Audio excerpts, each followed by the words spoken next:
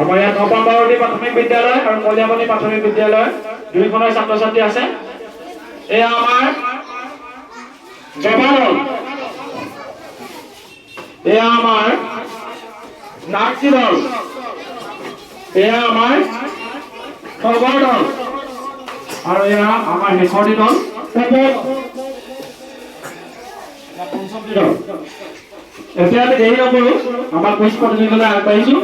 আমাৰ দৰ্শকো আছে, দৰ্শকৰ কাৰণে মৰ্ডন আছে। যদি ইহঁতি নোৱাৰে তোমালোকে উত্তৰ দিলে মৰ্ডন পাবা, ঠিক আছে? আৰু ভাবিবলৈ কিমান মিনিট সময় দিব? 2 মিনিট বহুত দেৰি হ'ব। 2 মিনিট সময় দিম, ভাবিবলৈ 2 মিনিট সময় দিম।